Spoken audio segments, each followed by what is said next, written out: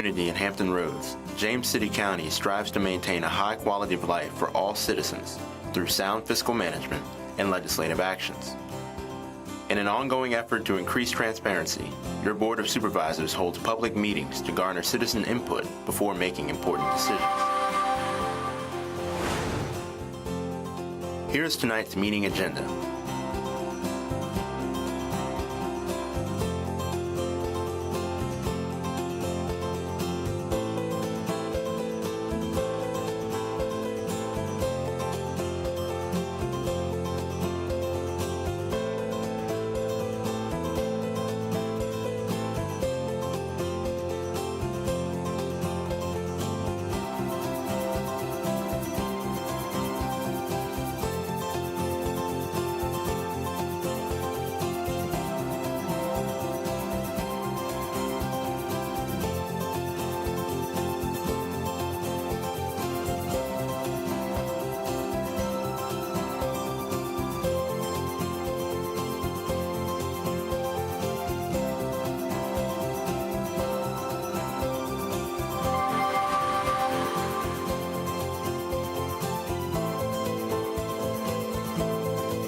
Stay tuned. The Board of Supervisors meeting will begin shortly.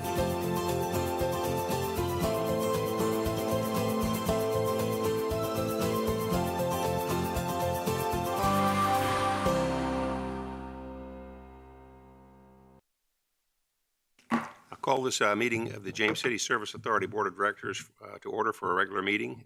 Mr. Powell, will you call the roll, please?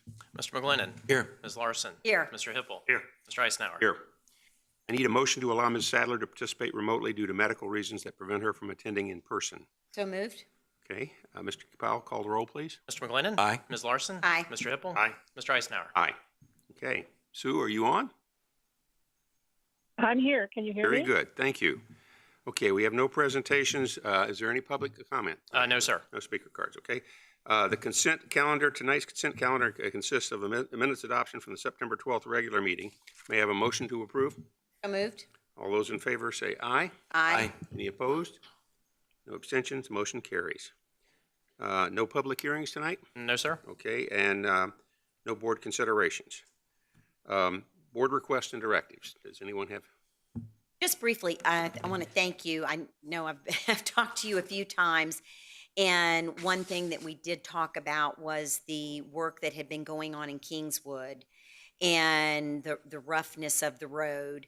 But the plan is that when all the work is done, that there will be repaving done. So, correct? That's correct. Yes. Okay, so while right now there's some bumps and things like that, Yes. that will be taken care of. Yes. There is. There actually is the possibility that part of it will be done by VDOT. Okay, Part of it will be done by the Service Authority. There's a possibility that part of it will be done by VDOT. If not, then we will do it all. Okay. But there could be some delay based on weather and that sort of thing. So Sure. we will when the project is complete, all the roads will be paved. I'm just not exactly sure what that timeline will be yet. Okay. But when we know that timeline, we can talk about that Yes. and update the citizens that live Yes. there. Yes, ma'am. Okay, thank you. Sure. Okay. Doug, after this meeting, our meeting during the public comment period, we may have some speakers that may be addressing some sewer issues and that sort of. Could you hang on till after we finish that public comment in Yes, case sir. we need you for something? Sure. No Appreciate problem. it. Thanks, Yeah. sir. Sure. Thank you. And if that's all, no other board requests or directives? Move to adjourn to 5 p.m. Wow, on we got a general manager update. Oh, I'm sorry. Not so fast. Just very briefly, I did have one thing, just as a follow-up. There was discussion at the last meeting about having a public meeting regarding the grandfathered grinder pumps. My intent is to schedule that meeting for November 15th, probably in the late afternoon. So I'll provide you the full details as soon as I finalize them, but we will send notification out very soon, give folks about a month's notice. If anybody has a problem with that date, let me know. But tentatively, my plan is to hold that meeting on November 15th. You have a location to determine? I'm considering doing it at the Service Authority in the training room. But if not, it would either be here or Rec Center or someplace like that. Very good. So let me ask you, Mr. Powell, you you're going to run this meeting, I Yes, take ma'am. it. I imagine, I know several of us came back and said, yes, we will be to attend, so I don't know if we're going to need to announce, if we don't participate, if Mr. Powell, but we're all gathered together, we'll announce it as a meeting. Okay, just checking. All right, We thanks. still have the ability to do that at our next Yes. meeting in early November, so. Great. okay. Thank All you. right. Okay, now I will look for a motion for adjournment. And now I'll move to adjourn to November 14th for our regular meeting at 5 PM. All in favor? Aye. Any opposed? Any abstentions? Okay, we are adjourned. Thank you. All right, I call this meeting to order, the James City County Board of Supervisors regular meeting, October 10th, 2023 at 5:03 PM. Roll call, please, sir. Mr. Eisenhower? Here? Mr. Eisenhower represents the Jamestown District. Mr. McGlennon? Here? Mr. McGlennon represents the Roberts District. Ms. Larson? Here. Ms. Larson represents the Berkeley District and is Vice Chair to the Board. Mr. Hippel? Here. Mr. Hippel represents the Powhatan District and is Chair to the Board. Sitting to my far left is Adam Kinsman, County Attorney. I'm Scott Stevens, County Administrator, and it's my pleasure to be Clerk to the Board. Thank you, sir. All right, now I need a motion to allow Ms. Sadler to participate remotely due to medical reasons that prevent her from attending in person. So moved. So moved. Roll call, please, sir. Mr. Eisenhower? Aye. Mr. McGlennon? Aye. Ms. Larson? Aye. Mr. Hippel? Aye. Motion carries. Sue, you there? I'm here, thank you. All right. All right, next we'll have a moment of silence and our pledge leader tonight. Let's see, where's my stuff? Olivia Talaferro, I think that's pronounced properly, DJ Montague Elementary School, and her parents are Lieutenant Colonel Adam and Jennifer. There's siblings, Noah, who is 10, and Ava, who is 7. Her interests are in soccer, dance, basketball, music, math. Sports are with the Richmond Kickers Soccer, Fustal RVA, Ford's Colony Swim Team, SI Dance, Ship Running Club, U.S. Youth Fustal National Team Alternate, and Soccer Youth All-American Selectee. She's also, programs she's in is Winsburg James City Rec Center Basketball 21, 22, and 23, the Summer Camp Dance, the Ship Running Club 22 and 23, and the Summer Camp Soccer. So it probably won't be long before she and Powhatan will be replacing me with all these activities. Olivia, come on up here, and we'll do a little moment of silence, and then we'll look for you to lead us in the Pledge of Allegiance.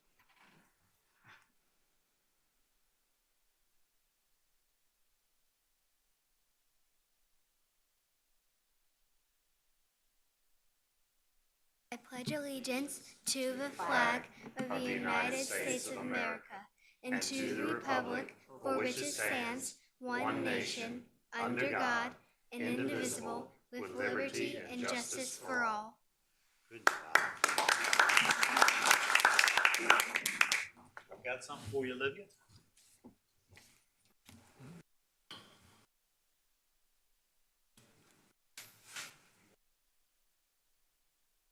Sure, absolutely.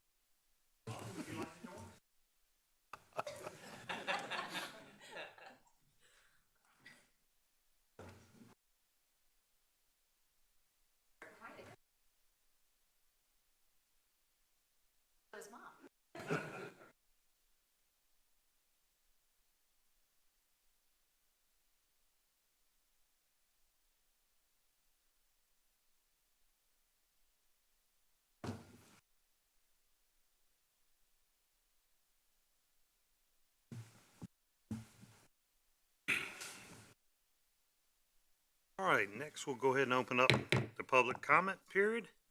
And our first speaker, Ophelia. Seredny, thank you. I knew I'd mess that up, and I didn't Everybody want does. to. Thank you, ma'am. Okay. Good evening, Good evening. Mr. Chairman and board members. My name is Ophelia Seredny, and I am not related to the hurricane. I am here to address septic issues that I have encountered at 7657 Cypress Drive in Toano. I'm sorry to interrupt you, but can you give us your address as well? Same thing. 7657 Cypress Yes, Drive ma'am. in Toano. The only solution to this problem is direct discharge. I am asking for approval of the application I submitted. My husband and I built our home in 1984. 35 years later, in 2019, we started having septic problems. I hired a septic company, and they installed the Advantix AX20. Before installation, there were numerous trips to the site, soil test, plans drafted by the design engineer, and finally, the approval from the Virginia Department of Health. In 2020, a year later, they started the project, and it was finished in 2021. The final inspection was done, and VDH failed it. I received a certified letter from VDH of alleged violation stating that they observed what appears to be sewage on the ground surface. There were changes made by the installer to fix the problem that was approved by VDH. In July 2021, the changes were completed. VDH inspected the work and failed it again. I received another certified letter from VDH requesting my participation at a meeting to discuss the septic problems at my property. I asked VDH to contact the company I hired because they're a lot more knowledgeable about septic issues than I am, and they only replied that they only deal with the homeowner. So I called the company, and the owner, design engineer, and installer attended the meeting with me. They explained how the system works and how the puddles in the ground surface are not contaminated with sewage. The puddles in the yard are runoff water coming from the street and the adjacent properties. The only solution to this problem is direct discharge. The installer went to JCSA numerous times to ask for approval of direct discharge. Each time, the answer was no. VDH concluded the meeting by telling the company to put this in writing, mail it to VDH, apply for a permit, and then VDH would go to James City County. The letters were written, and VDH received them. Nothing else was done. I contacted the company I hired numerous times by phone, text, email, and regular mail. They never got back to me. Months later, I realized that they had walked out on the job. After consultation with an attorney, she suggested that I contact the company Orenco that manufactures the Advantix AX20. They connected me with Reed Johnson, that's here tonight, the local Orenco representative. He inspected the work, tanks installed, and everything checked out. Reed and I have been actively working to get direct discharge approved since 2022. We have had meetings with DEQ, VDH, our delegate, Amanda Batten, the community, and area representatives. Only JCSA has not been available to meet with us. I have spent over $50,000 on this project, hired a licensed company to do the job that worked with VDH, and the plans were approved by VDH. How is it that the plan that VDH approved, they failed? I am in violation because there are puddles of water in my yard that may not be sewage, just runoff water. The only solution to this problem is direct discharge. I need approval from JCSA for direct discharge. I sincerely hope that this request will be approved, but if it is denied, I am requesting that you put this in writing and state the ordinance you use to arrive at this conclusion. Thank you. Thank you.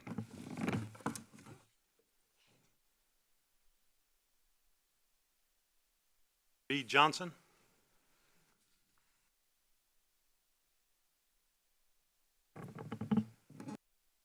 Thank you, board members. Welcome. I'm Reed Johnson. I'm a wastewater consultant. I live in the Roberts District. The topic is environmental injustice. Through the county's community director, the Board of Supervisors has created an imaginary ordinance denying direct discharge permits using stormwater and subdivision ordinances to control septic repair. We have county citizens who have requested a federal direct discharge permit where no alternative is available. The county is saying no to direct discharge permits, but will not tell us why, and is ignoring state regulations. The contract, a memorandum of agreement between VDH and JCC, is clear. The health department makes environmental decisions, not county directors. State codes are clear. VDH makes the decisions concerning environmental septic permits. Federal permits are to be regulated and administered by the State Water Board. In 2012, Loudoun County tried to ban similar permits. Attorney General Kenneth Cusinelli II opined, paraphrasing, issue presented, you asked whether a Virginia locality may adopt and apply an ordinance to an alternative on-site sewage system that is more stringent than the requirement of VDH. Response, the Attorney General believes that the Virginia locality cannot adopt requirements and standards for alternative on-site sewage systems that are in addition to or more stringent than those enacted by the Board of Health. Current Attorney General Marias agrees. JCC has overstepped its authority by imposing a stricter county ordinance than the state. Taken directly from the JCC website, paraphrasing, the primary service area defines areas presently provided with public water and sewer. Development outside the PSA is strongly discouraged. However, the PSA concept encourages efficient use of public facilities and services, helps ensure facilities and services are available where and when needed, promotes public health, and minimizes well and septic failures in your own PSA document, okay? Cypress Point and surrounding communities reside outside of the public service area. Governor's Land also resides outside the PSA. I am amazed that millionaires and billionaires in Governor's Land can be serviced by municipal water and sewer, yet parts of rural James City County, our middle class, is not granted the same solutions. Environmental justice is not served when the county does not permit connection to municipal sewer or allow direct discharge in accordance with their own PSA guidelines, state code, and regulations. This is not about new construction, but septic repairs. There are 4,500 homeowners with septic systems in James City County. It is not a matter of if, but when they too will need repair solutions. Citizens, you can end up on pump and haul if your septic system fails. The cost estimate is $17,000 to $24,000 a year. Illegal repairs will be made without permits. Homeowners will hide from the county for fear of retribution. No bank will offer a mortgage if the septic field does not function. You can't sell, and the value of your home plummets. Conclusion, there is hope. New technologies and regulations exist today to manage highly treated effluent that is environmentally safe for all of us. High-density direct discharge is a short-term solution. Effluent sewering is a long-term solution that can be designed for growth issues, can be privately maintained. Septic is converted when needed and solves long-term issues with affordability. I offer the Board of Supervisors exceptional educational presentations, discussions, and solutions to solve environmental and human suffering issues that relate to on-site. Thank you very much. Thank you, Mr. Johnson. Can you give us your address as well? I know you said Roberts District, but you didn't give us the address. 4733 Williamsburg Glade. Thank you. Appreciate it. Thank you, sir. Yes, sir.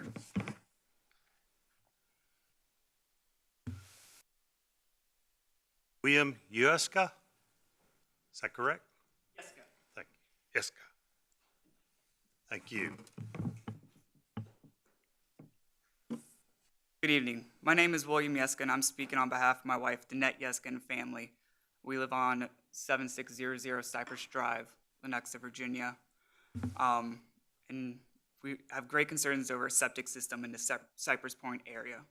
We bought our home in 2011 as a new construction with an alternative Norrico septic system. The system was permitted by the Virginia Department of Health and inspected by an engineer who designed it. Starting in 2013, our septic system started to fail, with poor electrical work, leaking risers, broken floats, and frequent backups, which led to multiple replacements of our pump, aerator, and UV. The system was never fully functional. The initial installation was incorrect, and years later we discovered that the original design was changed to include too small of a drain field in order to decrease the cost and save money. The original engineer retired in order to avoid responsibility for numerous failing systems, and the original contractor, I was told, is no longer allowed to build in Virginia. In fact, over the years, we poured money into a system that was advised by multiple engineers, septic specialists, and designers that would never work adequately, not only due to the system design itself, but the poor soil conditions of the area. We finally decided to take out a loan to fix the electrical work that failed every time it rained. We had to replace about every part of our system except for the drain field at $8,000. Once the equipment was up and running, the sand mound began to show effluent surfacing. We were advised that due to my system finally working properly, that the land could not take on the amount of water being pumped into it. We are limited to 450 gallons per day for a family of 6. That is not a lot of water. We have made every effort to use our water minimally. After speaking with the Virginia Department of Health, we were given a small grant to help cover the cost of repairing the system. We were told to get an engineer to design the system, a permit, 3 bids to work on the work, which will allow us, and that would allow us up to $13,500, but that did not include the permit fees and engineering cost. However, we couldn't even get one engineer to agree to accept the work. That was due to the poor soil conditions and increased liability of the job. We were told that they knew the land of being one of the worst in James City County. In 2011, when the builder came to several of the engineers, they also refused at that time. The engineers would require the Virginia Department of Health to back them so they not lose their license or get sued for it failing. A year later, we found an engineer who quoted a $40,000 to $50,000 system. The engineer also voiced frustration of having to fix all the systems in the area that the original engineer designed. He also mentioned that these lands need direct discharge to function, but would not be approved by James City County. I'm still currently waiting on design plan, and our grant is about to run out this month. This sum of money is considerable due to the middle-class family, even with a $13,500 grant. In the interim, we've had countless calls to our septic company due to backups and have yet again had to replace our pump this month. The area is so saturated with rain that we must stop using our water because the water level in the tank gets so high from the field not being able to accept it. It takes about 1 week at that point for it to drop down, and during the meantime, we have to use our family showers, we have to do dishes in the tub with a hose, and we have to go to the laundromat and flush the toilet minimally. It is hard with the family of 6. No one should have to leave their home for the basic necessities. And more information on the adequacy of our septic system arises, we need better solutions. We are asking for a viable solution for the complex septic system problems in Cypress Point. We ask you to recognize the mistakes that were made in permitting, designing, and the installation of many of these systems, including my home. We need help with short-term and long-term solutions, such as allowing direct discharge and providing sewer lines to our area. Our community has voiced concerns, and many have signed 2 petitions that we can provide for you. We urge you to consider our community needs and hope that you can empathize with our years of living with a failed septic system where the cost of repair is outrageous. Thank you. Thank you.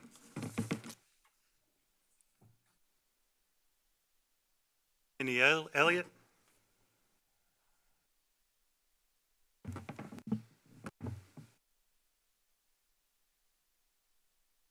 Welcome. Good evening, Mr. Chairman and members of the board. My name is Kenny Elliott. I live at 7649 Cypress Drive in the Cypress Point area of James City. My wife and I have attended the last several Planning Commission and Board of Supervisors meetings as we were working on a special use permit for our Airbnb. We have heard a lot about what's going on in our community, from new wedding venue to apartment complex, road work, solar farms. It's been very interesting and informative, and I would want to be in your shoes making all of these decisions. Tonight, I want to discuss some of the septic issues that the Serendy's been having. I've known Ophi and Augie Serendy since I was about 15 years old. When they came to me and told me about what they had been through, I was shocked.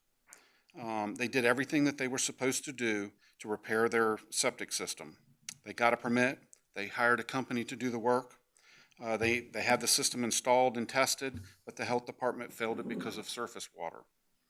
Some people say they should have circumvented James City and gotten a backhoe and dug a pit. It's like they're being punished for doing the right thing. It's my understanding that James City has denied the Serendy's direct discharge permit, whereas many other counties that border the Chickahominy River allow alternate septic systems to direct discharge into the river. I'm not a scientist, but it would seem to me that these new Advantech systems that claim that you can drink the water when it comes out would be far better direct discharging into the river than those traditional septic systems in the Chickahominy Haven that filter a few feet down in the sand layer, which is water saturated from a normal high tide. I'm not in favor of water and sewer lines coming down Forge Road if it brings more houses, apartments, traffic, and the loss of the country feeling that you get when you drive down Forge Road past all the farmland and horses. I think that direct discharge should be our temporary fix for those systems that are in the situation like the Serendy's, which have exhausted all other options until the board can come up with a solution for all the failing systems and those that will fail in the future. I have an Advantech system which is capable of direct discharge, and I'm required to have it tested and maintained every year, even though it discharges into a drain field like any other traditional septic system. Couldn't we devise a plan to use direct discharge and for the maintenance contractor to test a direct discharge system regularly if it's discharging into the river? I'm not currently having any issues with my system, but I know a lot of people in relatively new homes who are worried, and I worry about the future. James City keeps issuing new construction permits in our area where the water in the drain fields, are in clay and have nowhere to go. Shouldn't we halt construction until we have a solution for the future? Thanks for your listening. Thank you. Peg Borman.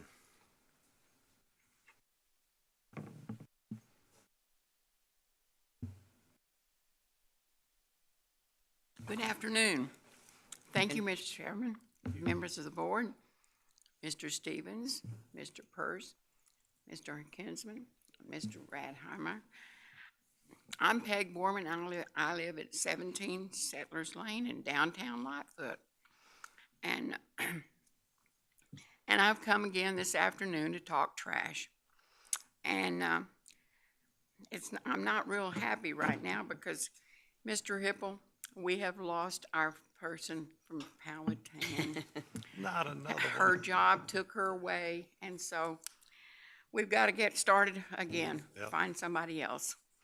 But anyway, have you ever been driving down a highway and a road and see a big bag of trash come off of a truck and try to miss it and make sure you don't squash it and have trash go everywhere?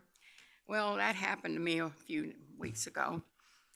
I did miss it, but I'm sure somebody else squashed it and scattered that trash.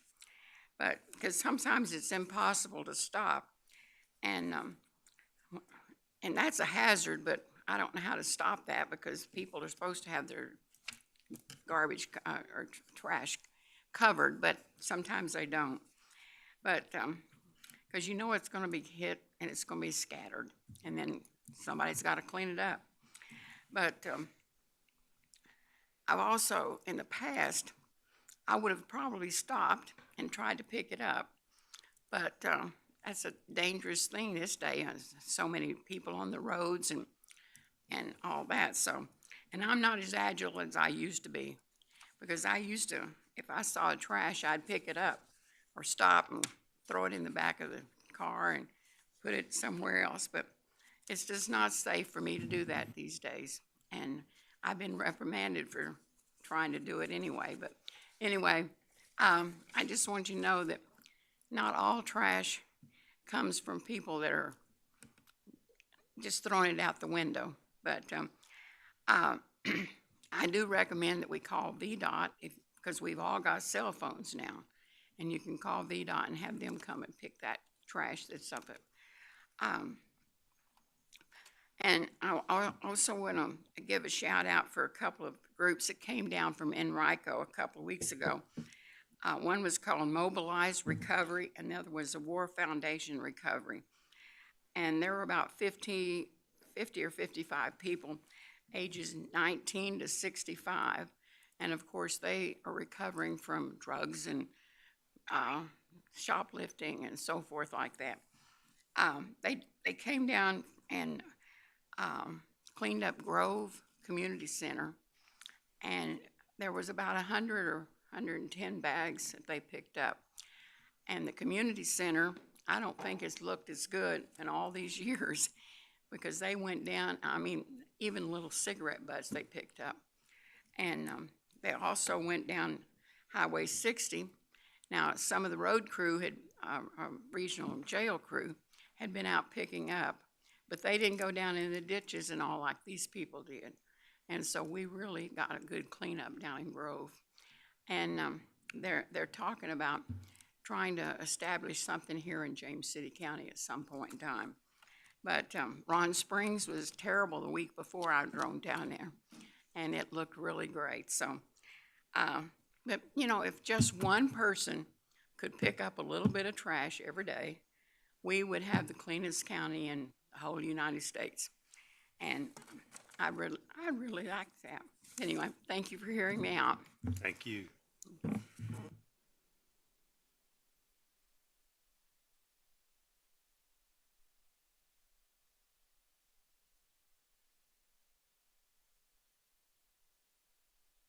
Oh, okay. Doug Harmon.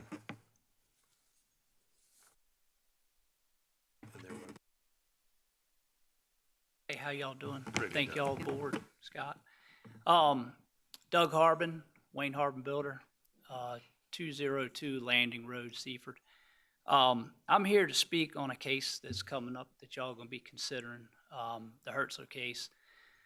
Steve and his family have been clearing land for us and clearing lots for us for years. They're a family-owned and operated business, kind of like my own. Building business. They're great people. They've done a lot for the community, and I'm here just to hope that y'all approve their special use permit so they can continue to run their business where they're at. You know, a lot of people don't realize, and you know, the clearing business, you know, you need land, you need lay down space, you got a lot of equipment that's invested. You've got to be able to, you know, a lot of the guys, you know, they'll bring their trees in for a short period of time, and they use the rain days to haul those to the mill. I'll tell you, the Hertzlers probably, when it comes to recycling, they're probably one of the best. They have a sawmill, they have a kiln. I've actually taken some wood there. They've dried the wood for me. It was used in furniture in a home that we were constructing. So I just hope that y'all will approve their special use permit so they can continue operating. It would be a devastating blow if they don't get this. So I appreciate it. Thank you. Thank you. Vernon Getty.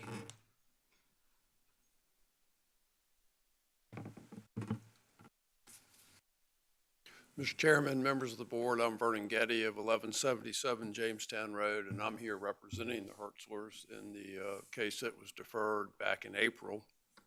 You'll recall there were two things that you wanted looked at in that deferral, one of which was an accident history on Barnes Road, whether the Hertzler vehicles had been involved in any accidents. And I think in your staff report and in information we got from the Hertzler's insurance company confirms there have not been. The second thing you wanted done, you will recall they had begun RPA restoration on the site prior to that meeting, but you wanted to see it completed. And I'm happy to say it has been completed. And Mike Wilson was out yesterday and took a look at it, and I think was satisfied with the results. So stepping back a little bit, and Doug Harbin just alluded to it, this is a great environmentally responsible business. They recycle and reuse land clearing debris, they make mulch, they do wood chips, they topsoil, as he mentioned, they do lumber, and they reuse every bit of the material that otherwise would be either dumped in a landfill or dumped in a ravine somewhere. So it's a great use. I think it's a particularly good use in rural lands area. It does take land, and it is compatible with a forestal use in rural lands. And particularly here, it's immediately adjacent to I-64. And you know, the 100 and some thousand cars a day going by and at night there.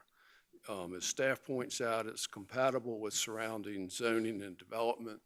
It's consistent with the 2045 comprehensive plan. And staff has worked up an extensive set of SUP conditions.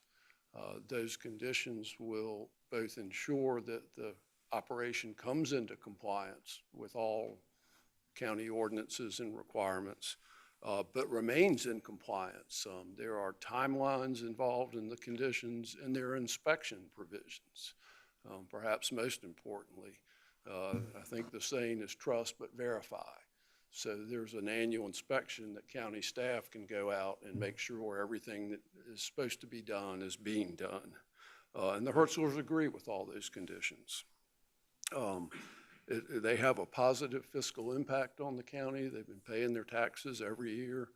And I would submit to you, it's not in the best interest of James City County to shut down this small family-owned business. It's a better result to bring it into compliance with all the applicable requirements, allow the business to continue doing the good work that they do, good for the environment, employ folks, and pay taxes. So we'd be glad to answer any questions, but thank you very much for your time. Thank you. All right, Rosa Mays.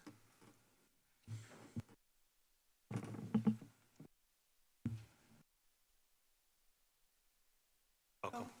I'm Rosa Mays. I live in Racefield Drive. Because of the, number one, sir, And what's your address? 135 Racefield Drive, Toano. Thank you, ma'am. The two gentlemen that spoke for the Hertzler, they don't live in Racefield Drive. They don't know the every day that we have to start buying water over 10 years ago. We used to drink out of the faucet. I have a shallow well, like all the people in the entrance, in the beginning on Racefield. They have a 28 feet long shallow well. And I have to clean up my well now every 2 years because of the bacteria that they still bury their chips. Sir, everything that they had said, no, because I can hear the machine working. I can hear the sound of the chip. He doesn't have permits, but he's still doing it because I live there. I live right on the other side of the highway. And you have to hear this noise. The noise is it's so big, so hard. And sir, when I was in the military, we had the big noise every time the ship went to up waters. It's not even comparable to that because this was, it's a constant sound, sir. I live there. A lot of people that I know also have a 28-foot well. But a couple of friends that I know, Mr. Hertzler, they got him those are the deep wells, so they don't complain anymore. He owns now every house on the left from Racefield, every house in Barnes Road. He's been buying all these people. They started older couple that died. Then the husband of the other woman died, and then she died. She donated that land. She has a nephew that lives in Quinto. So Hertzler went to buy that land. Recently, there was another guy there, a son of a trailer that used to live there, and he had a deep, it was smaller, I think maybe 25 feet wide, but it was very deep and it kept going up also. It's just and there's a few houses right next to his company. We're in the residential farm area, sir. They have a lot of industrial area in Toano and in Williamsburg. It's like when everything started, who had his place in Newport News. Why in the world did he thought, come on, I would love if he builds me a deep well, but that's not the right way, sir. I should be able to drink. Well, I bought my house in 1982. I moved there December 1st, 1982. Sir, it was clean. There was no Hertzler there. The water came clean. And now you can't do that. I have my daughter, she's a biometrics, she has a degree in biometrics. She works for Philip Morris just to check on the water, check for aluminum, check for everything. And when she comes to visit, she always has to, check that water and try to treat the water.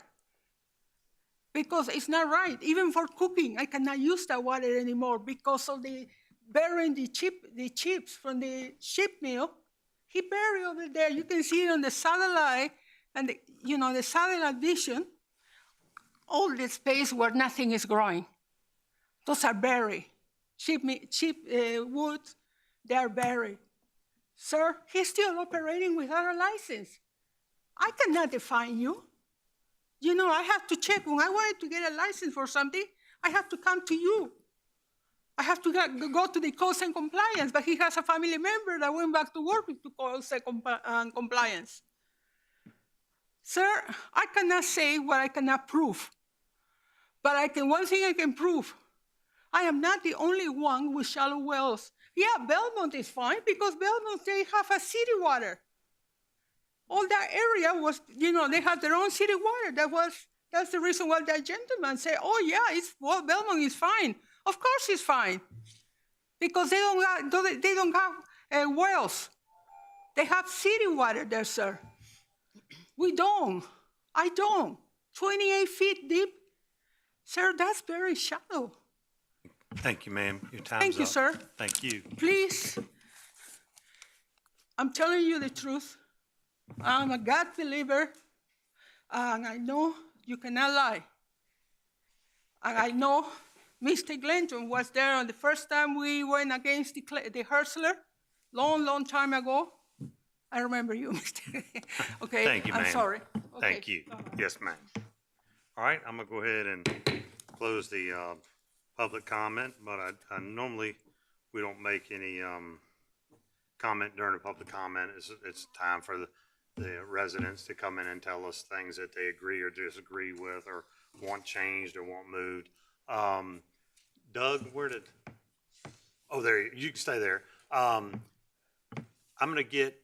like to get this group that's having some issues with the septic and you and I together and sit down and have a meeting and figure out if there's, we have some plans of what can be done in the future.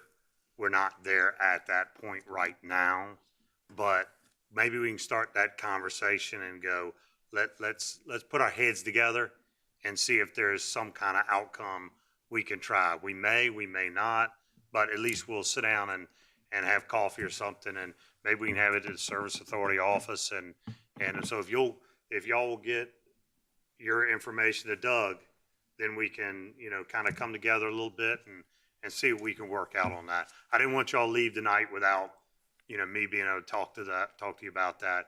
Normally we don't at this point, but thank you. And, thank you. So if y'all get with Doug, then we'll see what we can do on that. Thank you very much. All right, consent calendars. We don't have any items on the consent calendars. We're moving into public hearings.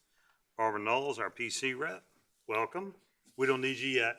And just want to let everybody know you're here. Our first public hearing tonight is SUP-23-0012, 6859 Richmond Road Solar Project. How you doing? That was quick. Didn't get to announce you, Suzanne. Thank you. Thank you, Mr. Chairman and members of the Board of Supervisors. Mr. John Townsend has applied on behalf of Sun Tribe Development for a special use permit to develop and construct a 5-megawatt solar panel facility for electrical power generation, storage, and transmission on an approximately 67.7 acre portion of parcels located at 8659 Richmond Road and 8659A Richmond Road. Furthermore, these parcels are currently zoned A1 General Agricultural and designated rural lands on the 2045 Comprehensive Plan Land Use Map. They're also located outside the primary service area. This SUP application was submitted to the Planning Division prior to the Board of Supervisors initiating resolution on large-scale solar farm applications. Consequently, this case is being presented to you prior to the adoption of any James City County policy on utility-scale solar farms. The parcel is split by Richmond Road right-of-way, and the entirety of the project will lie south of Richmond Road. The design of the project depicts solar panels on a single-axis tracking system that will rotate throughout the day to track the sun. The electricity produced by the panels would be collected and connected to the Towano substation 4.1 miles away. According to the applicant, the project is intended to operate for a term of 30 years with the potential for 2 additional 5-year periods up to a total of 40 years. At the end of the sublease term, the owner will cease operation of the project and execute a final decommissioning plan agreed to by the landlord and the project owner. The 2045 Comprehensive Plan Land Use Map designates the property as rural lands. While not a typical primary use, staff finds this use could be appropriate in rural lands, as solar farms in general are low-intensity uses after the initial construction phase. This use is designed to be temporary in nature and intended to return to agricultural or forestal use at the conclusion of the lease term and decommissioning measures. For this particular proposal, staff finds the use generally compatible with the character of the area and generally in accordance with the rural lands development standards. The majority of the land has been cleared for farming and is surrounded by natural wooded growth. The development plan shows a 50-foot wide vegetated buffer along Richmond Road and a 35-foot wide vegetated buffer along the perimeter of the facility. Lastly, this is a low use with respect to traffic and noise. Staff has proposed conditions to mitigate impacts from this proposal. Those conditions are listed in attachment number 1 and address public safety, stormwater and resource protection measures to mitigate potential pollutants and flooding, preservation of nearby and surrounding properties, placing utilities underground, buffering to mitigate visual impacts to the community character corridor, native pollinators, and public improvements addressing public need and benefit. At its September 6, 2023 meeting, the Planning Commission approved, by a vote of 7-0, a resolution to find this proposal consistent with the 2045 Comprehensive Plan in accordance with Section 15.22232 of the Code of Virginia. Also, the Planning Commission approved, by a vote of 7-0, to recommend approval of this application with the amendment that the utilities be undergrounded up to the point of interconnection only, and the remainder of condition number 11, underground utilities, be stricken.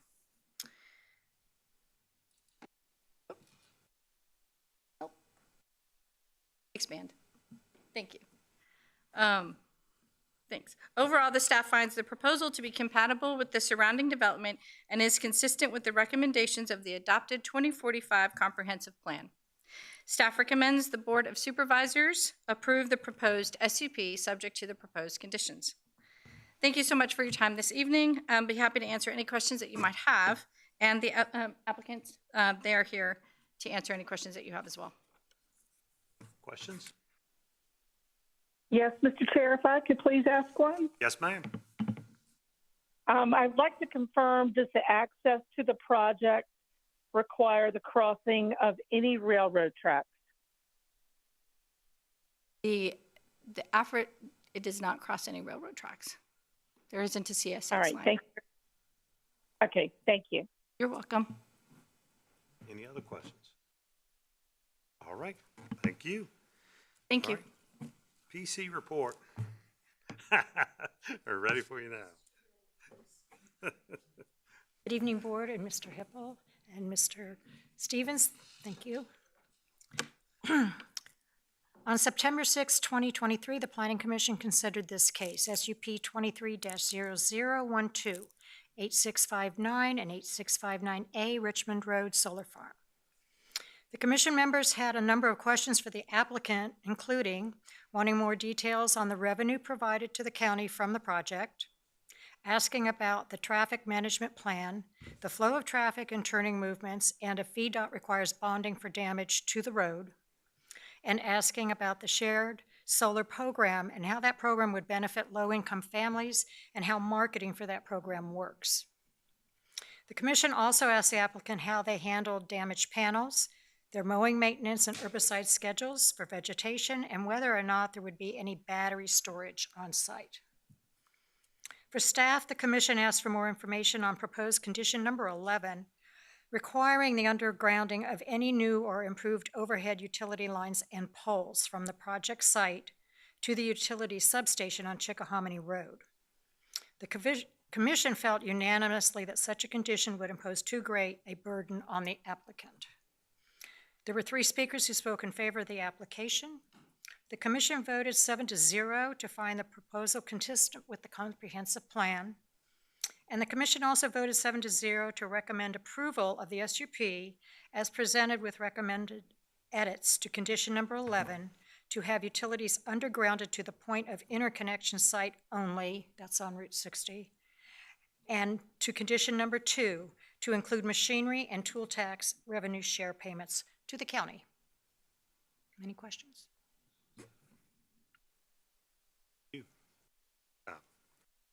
All right, now go ahead and open up the public hearing. And John Townsend. Welcome. Good evening. I've got a presentation to share. Oh, there we go. Thank you.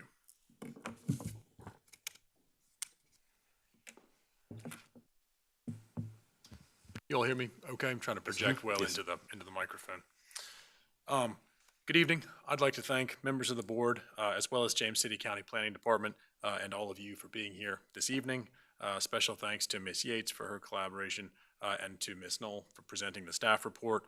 We've been working with staff since about October of 2022, and with the landowner here since the summer of 2021. I'm excited to share this unique project with the board, how we've worked with staff to address concerns, and how we've implemented lessons learned from previous projects to present a proposal that balances community interests. Next slide, please.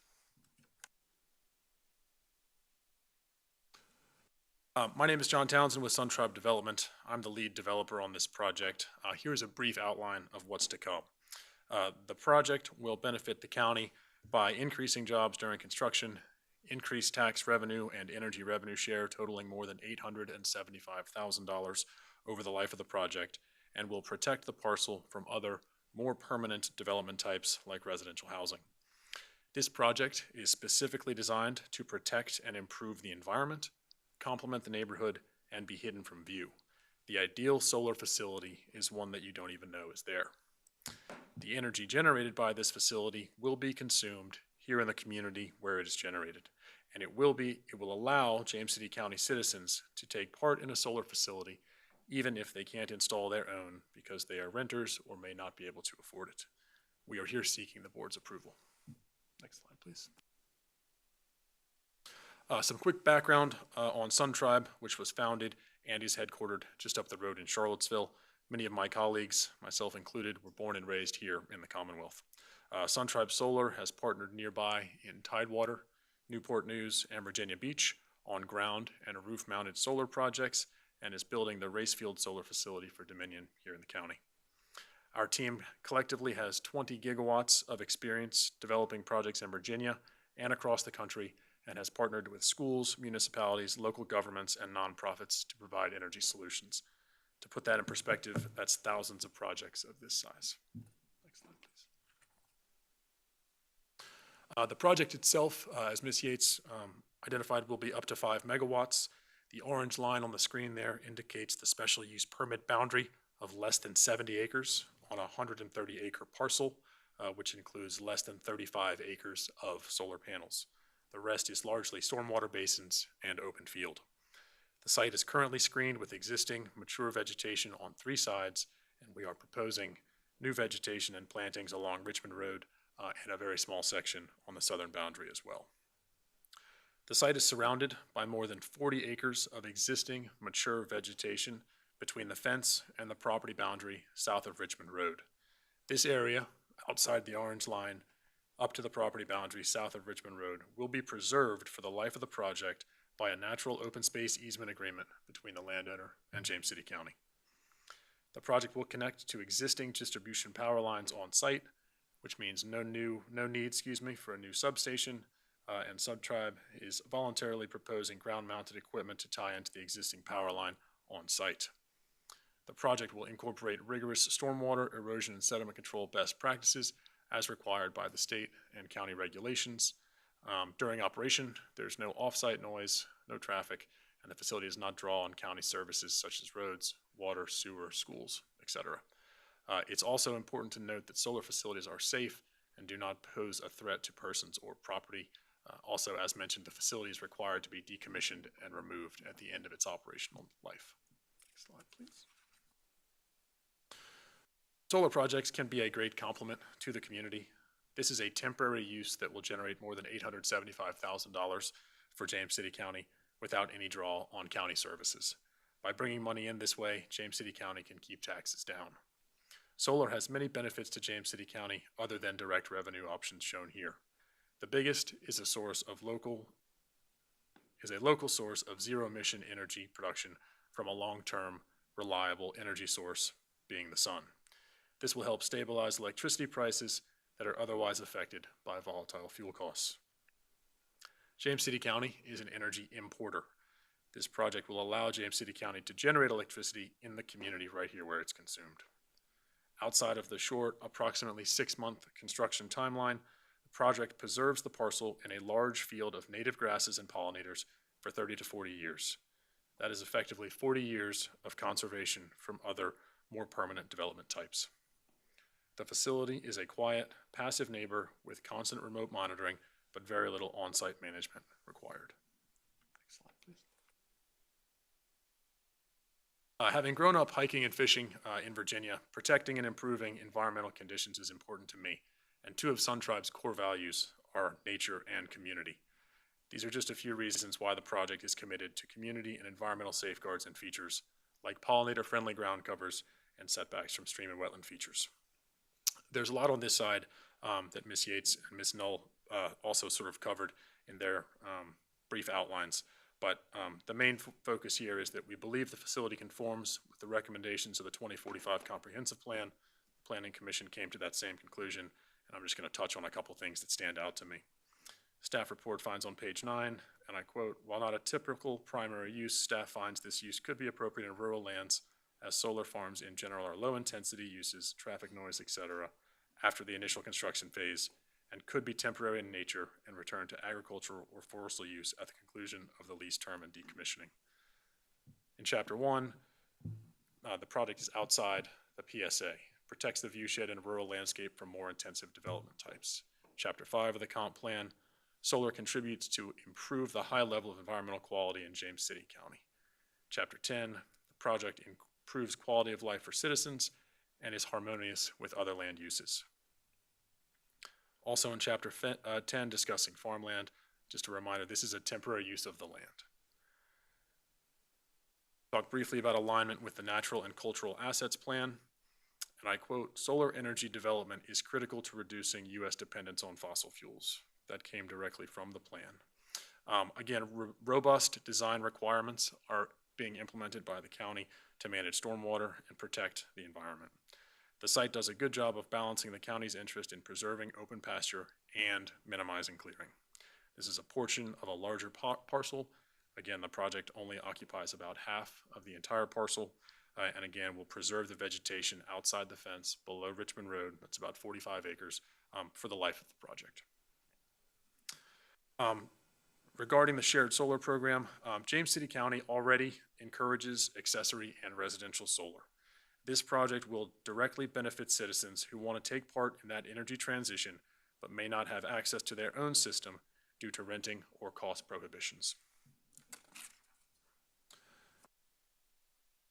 The biggest benefit for the shared solar program the benefits for the shared solar program are biggest for community members that are most affected by high energy prices. We've started discussions, or at least reached out to the Neighborhood Development Committee about how to encourage low-income subscriptions and savings. This is a great opportunity in this program to help those less fortunate who are working hard to improve their own situation. SunTribe is also willing to work with the county to publicize the program and increase subscribership. As a sort of a highlight from a previous slide, the project could generate enough electricity for up to 1,000 homes. In theory, that means that up to 1,000 low-income residents in the James City County area could benefit from this project. The last thing I want to highlight here is a community meeting was held in May for this project. We had a good turnout of citizens, including a planning commission and board member. There were a lot of good questions, which are always a good thing, but no vocal opposition to the project. As of Monday, when I spoke to Mrs. Yates and corresponded with Mr. Hipple, we had not heard of any direct opposition to the project. Next slide, please. SunTribe understands that protecting the rural character is a priority. The project protects the viewshed of roads and surrounding properties. The project will maintain significant setbacks and buffering, in many cases greater than what the county's A1 ordinance requires. Panels are set back from the property boundary more than 100 feet and on average more than 200 or 300 feet. The closest residence is more than 600 feet away. SunTribe and the landowner have agreed to preserve the 45 acres or so outside of maturing vegetation between the fence line and the property boundary south of Richmond Road. Along Richmond Road, a new vegetation is proposed according to the landscape plan provided by Timmons in coordination with the planning department.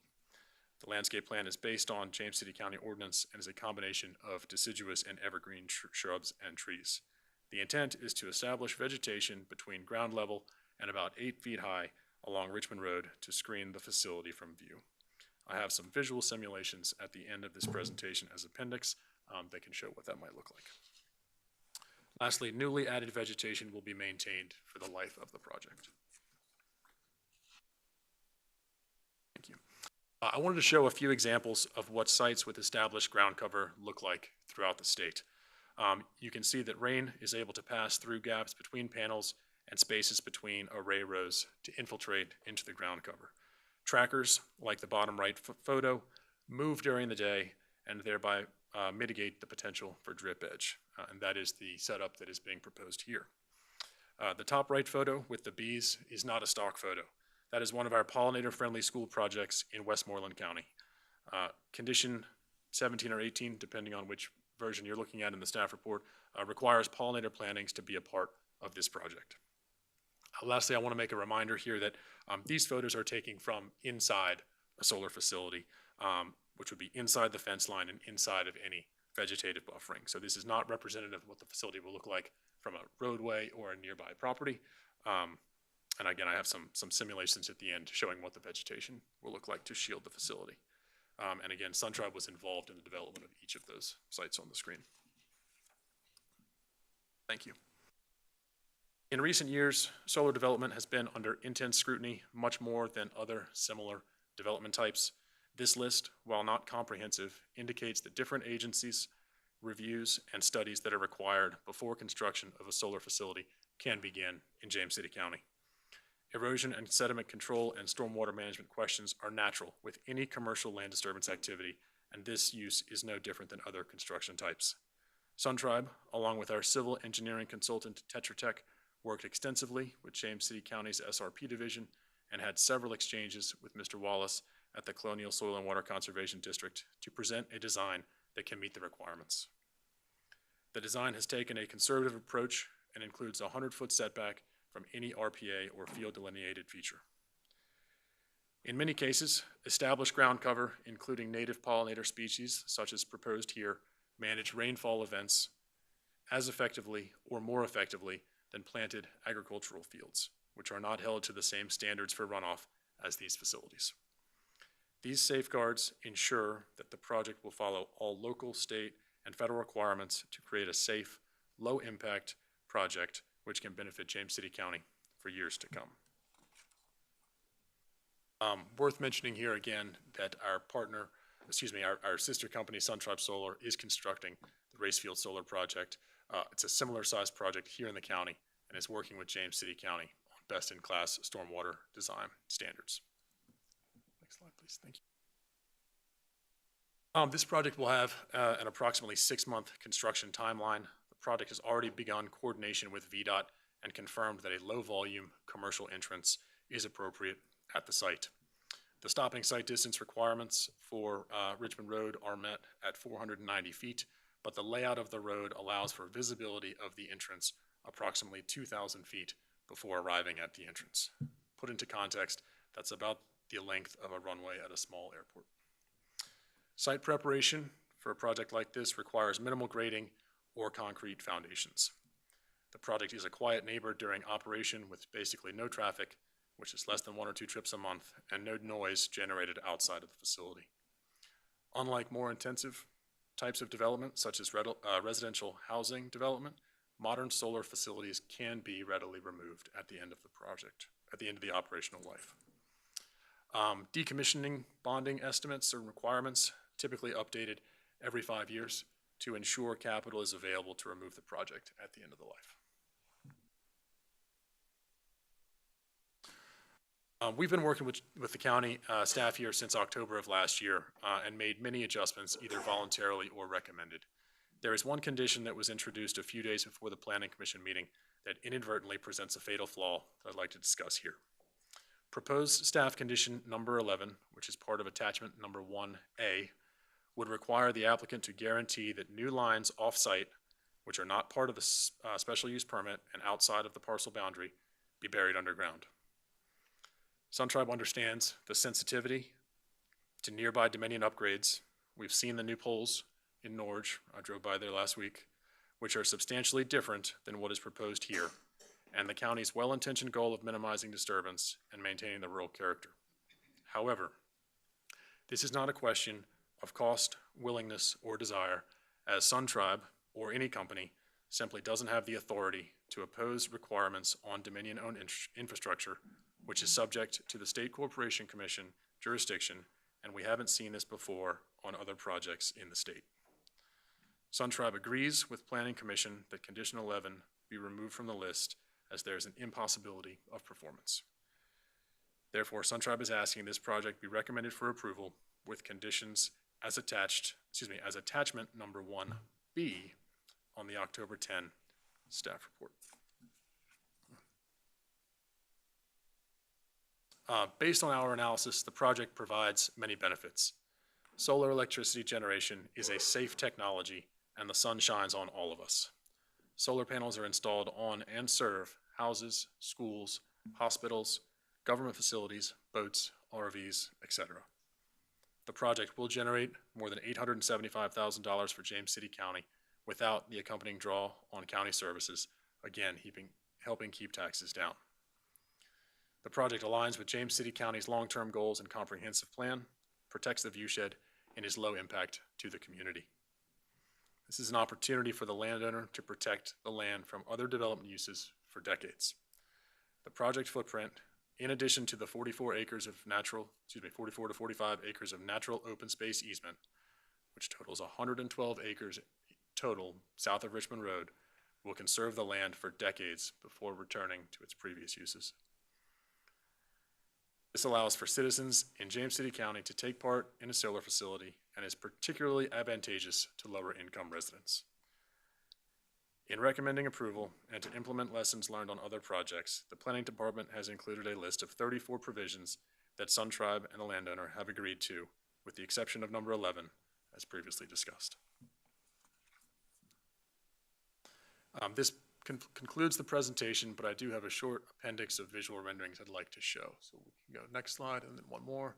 So what we're looking at right here is westbound Route 60. The small image shows the approximate viewpoint from the photographer's lens right there. So we've got the plantings as proposed year 0. You can barely see the panels there at maximum height. Next slide, please. That's the 5-year simulation. Next slide, please. And the 10-year simulation. Next slide, please. Now we're looking at eastbound Route 60. Again, the small image shows the viewpoint from the other side there. That's the plantings year 0, so right when they're planted, year 5 and year 10.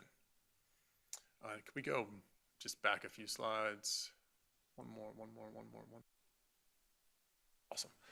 That does conclude the presentation. I really appreciate your time. I hope I didn't take too much there, but I'm certainly available to answer questions at this time. Questions for the applicant?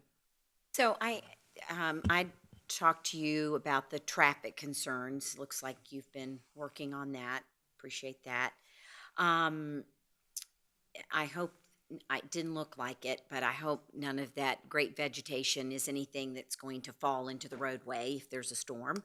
Doesn't look like it will be, but that just, and this is more a curiosity question. A friend of mine was in Spain recently, and they are doing some really innovative things with solar, where they have the solar panels and then they have one, this is what it looks like anyway. It's really hard to tell, but it looks like there's a pole, it feeds up to it, it then transmits to the line.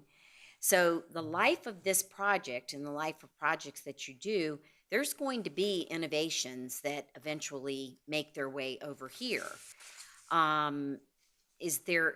Will this just always stay like it is, or as new things come and evolve, will you look at new ways of transmitting power possibly, or will this just always be the way that it was set up? And that's, again, just more of a curiosity question, how often you go back in and look at innovative ideas that come in with solar.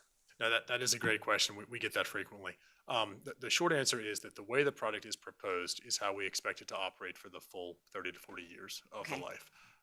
There's a couple of reasons for that. The panels themselves are designed to last that long or longer.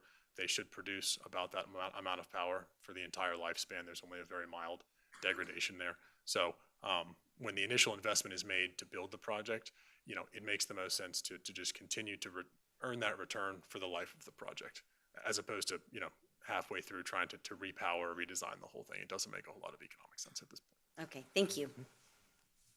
Any other questions?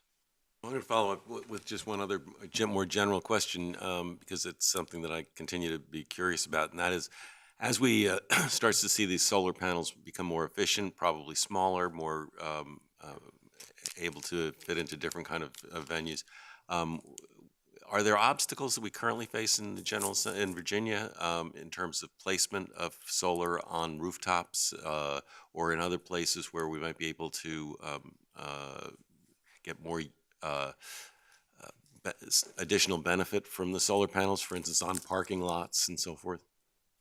I'm going to try and answer what I think the question was, which, is it likely that there'll be a prevalence or an increase in solar panels just sort of in a bunch of different industries and applications? I think the answer is yes. Some of that is solar panel efficiency is increasing. The panels that we're proposing are rigid. You can now buy panels that are malleable, so that they can sort of fit onto different shaped surfaces for certain applications. I don't do that. My specialty is not rooftop solar, but some of the issues that rooftop solar sees is that when you're looking at a new facility to add solar to, is whether or not the roof is in good enough shape and is going to last as long as the solar is going to last. In some ways, if your solar facility is going to last for 40 years, but you're going to have to replace the roof in 20, it doesn't make sense necessarily to make that infrastructure change right there if you're going to have to sort of take it all off and move it. I'm not sure if I'm answering the question very well, but I'm. Yeah, well, I think so, except I guess what I'm looking for is some assistance in a couple of longer term projects. One is, every year we go to the General Assembly with a list of things that we'd like to see them accomplish. And as we're starting to think about, alternative energy sources and the greater utilization of solar, are there things that exist in Virginia law that are obstacles to that? And then secondly, we're developing a policy as well on large-scale solar, and so that gets back into the question of what kind of things should we be thinking about as we move forward. Yeah, I've actually I've watched the most recent presentation from the Berkeley group here. I think a lot of the things that they talk about it and discuss with you all are the right questions to ask. What's most important to the county, and those are the things that you all are best served to answer. Is it the proper buffering, setbacks, et cetera. How you actually sort of decipher the nuances there is certainly up to James City County. I think on a policy level, my understanding is that sort of accessory systems, which would be rooftop for residential and stuff, are, if not allowed everywhere in the state, just about. So that's helpful for the small systems that might be a residential homeowner or even a small business, for a small accessory system that serves that property. I think that's typically easier to permit. My understanding is that for the larger scale projects, it's almost entirely up to the locality there, how they want to handle that. So I do think that it's natural that there should be a good balance between what we see as very responsible development, those people who come in and really, I think, try and get to know the community, trying to understand the concerns about the neighbors, traffic concerns, safety. I mean, that's very important to us. I mean, we live and work right down the road in the county, or excuse me, in the state. So again, from a legislative angle, I'm not sure that I can provide a whole lot of feedback. If the county is interested, as you all work on your policy, Sun Tribe, in general, has helped provide feedback to many counties sort of as they are working through that and developing an ordinance. We'd be happy to do that. So now to get back to your actual reason Yes, for sir. being here tonight, could you just, I know you made reference to the fact that the mounting of these panels will be in a mobile way that tracks the sun's movement and so forth. Could you just talk a little bit about the benefit of that for the underlying soils and the question of erosion? Yeah, absolutely. So if you think about there's going to be a row of poles with a horizontal tube connecting them, and then there'll be a panel effectively on each side. In the morning, when the sun is coming from just over the horizon, it's going to start like that. Throughout the day, as the sun covers the arc, they're going to slowly go all the way across. So if you have a rain event in the morning, it might only drip over here. If you have a rain event in the middle of the day, there'll be no sort of isolated or sort of combined drip edge. It'll just splash around and go through the gaps, and the same in the afternoon, it would be on the other side. And the panels are 4 feet tall, approximately. So there's a pretty wide, the concern about a drip edge is spread out significantly compared to a fixed tilt array, which would have more of a potential for a concentrated issue there. The other thing I'd like to point out here is that given the requirement for pollinator-friendly habitats and ground cover here, deep-rooted systems like that are very good at infiltrating groundwater and managing soils. Listen, John, just thinking about when we're talking about the tilt, that's why, and until the buffer gets to a certain height, will anything on the traffic on Richmond Road, if it tilts in that direction, I don't know exactly where the sun's going, but have you checked that to see if it's tilting, if there'll be a reflection to the drivers going down Richmond Road? So I can answer that in two parts. One, we've done a glint and glare study called Forge Solar, which identified that it would not be a concern to nearby roads and houses. The other thing I'll point out is is it possible to go back to slide 3, maybe? Might help with my description. That's it. That's it right there. So the way the site is laid out, you can see that the bluish or the green rows there, that's the actual panels themselves. And they're going to actually rotate from left to right. And so the fact that the road is north of that, there'd be very, the road is here, the sun is shining almost parallel to the road throughout the day. So the way the panels are oriented is not going to reflect back towards the roadway. I hope that was a helpful. Yes. Okay. That's all I was thinking about. You were talking about the rotation. I was just wondering about traffic. That's great. Any other questions? Yeah, the only question I had for him was, you mentioned that the open space left outside of the actual array here, where you have all of the, put into some sort of conservation easement. Does that include the parcel on the north side? No, actually. Okay. So this is a cool thing about this project is that I want to say it's about 20 to 25 acres north of Richmond Road there will not be impacted by this project, will not be leased, and will not be part of that. So the landowner will get to continue to Farming farm if that they want or like whatever. 100%. Okay. All right. That answers that question. Thank you. Two. Sue, you have any questions? No, I'm good. Thank you. Thank you. All right. Thank you. Thank you very much. Patricia Hunter?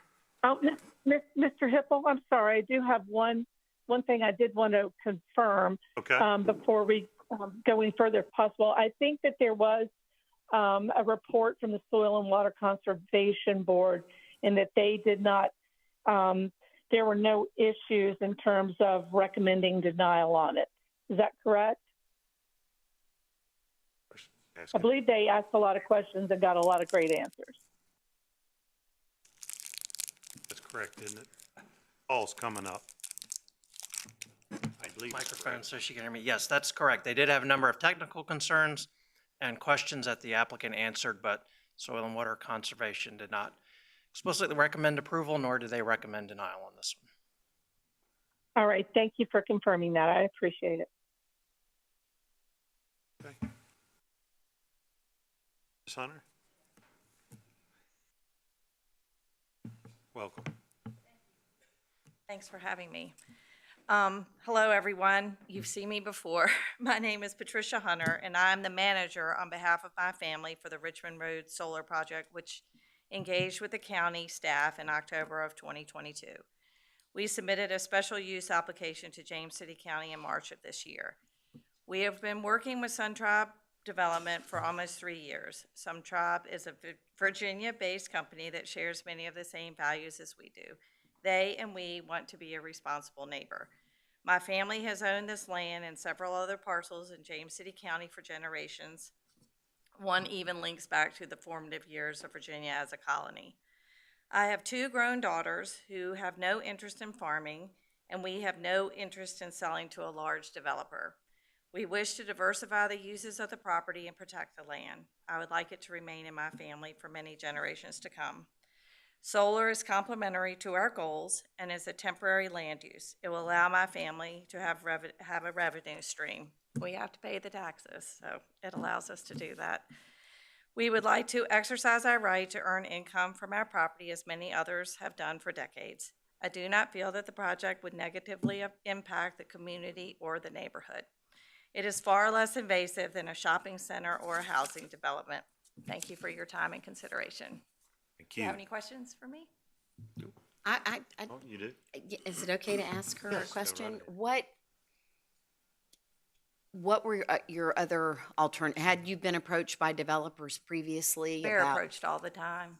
I mean, we get on both sides of my family, we own 5 different parcels in excess of 1,000 acres, and we are approached all the time.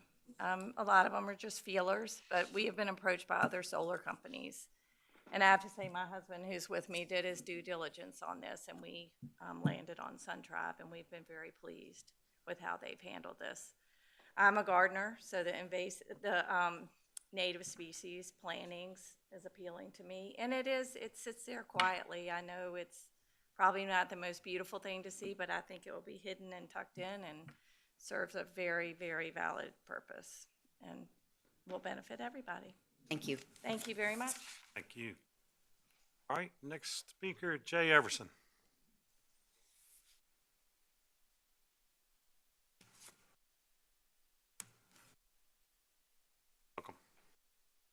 Thank you, Mr. Heppel. J. Everson, 6923 Chancery Lane in Colonial Heritage. This is clearly, a well thought out project. It meets the needs of the landowner. As I've spoken before, our language is, I think, distorting what we're talking about here. We call them a solar farm, when they're in fact industrial scale solar utility facilities. And I've spoken before, I have no particular objection to this, but I think as you go forward, industrial uses should be industrial zoning, not on rural lands, not on agricultural lands, but in industrial zoning. And that's all I have to say. Thank you. Thank you.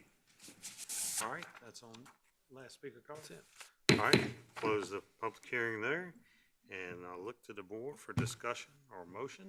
I'll start out by moving the motion, but I would like to move the motion without number 11. And let me go through very briefly the reasons why I think it's beneficial.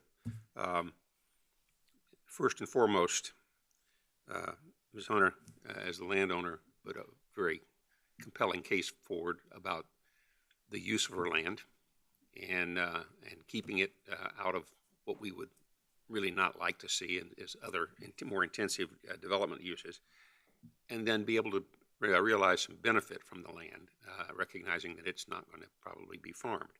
So I think that's the working relationship between the landowner and the developer has been very good here.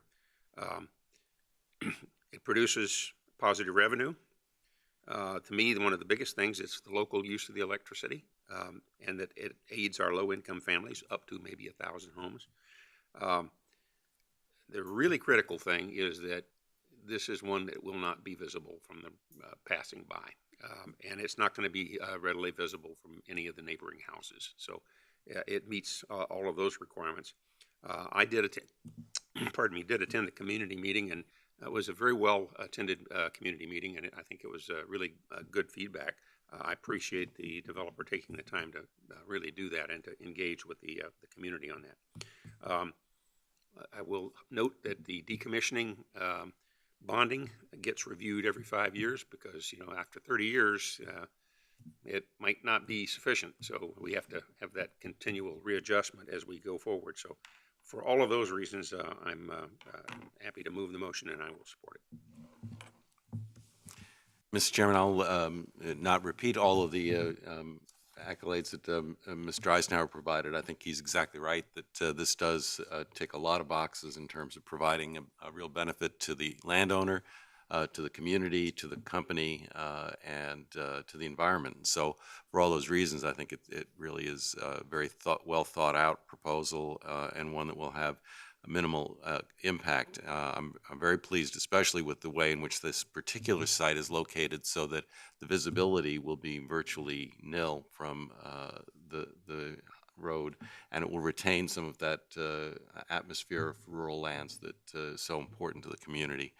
I guess I'd just say, in terms of the nature of this particular installation, while it's true that this will be a utility, it will not require the same kind of either construction or removal that would be involved in, say, a manufacturing plant that might exist. So it really will be something that can be restored much more easily to the condition in which it is currently provided. So I'm pleased to support this proposal.